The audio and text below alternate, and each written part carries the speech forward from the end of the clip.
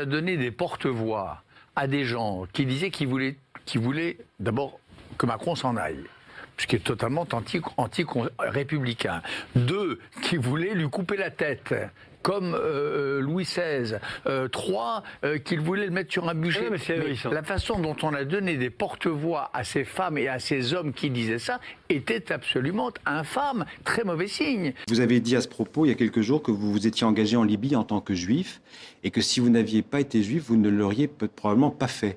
Qu'est-ce que vous voulez dire? Je n'ai pas dit ça tout à fait comme cela. Ça a été tiré de son contexte. J'ai dit devant une assemblée du CRIF, oui. Moi, j'ai commencé à sentir que dans cette histoire des Gilets jaunes, il y avait vraiment quelque chose qui ne sentait pas bon très vite.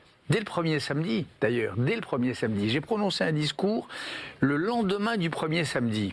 Face à un public en majorité juive qui exprimait leur anxiété face aux révoltes du monde arabe.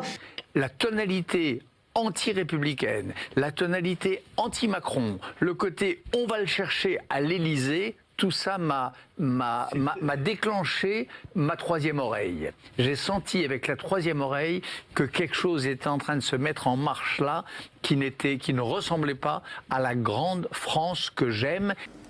Israël, c'est intouchable, oui. C'est intouchable. Et à la France noble que j'admire.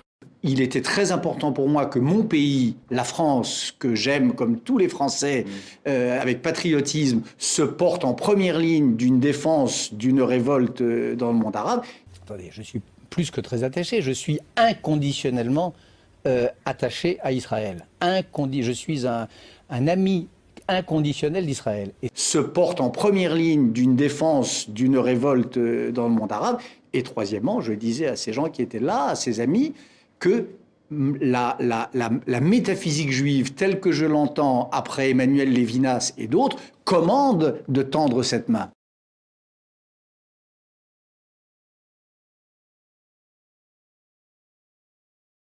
Devant une assemblée... Le Conseil des institutions représentatives juives en France. Voilà.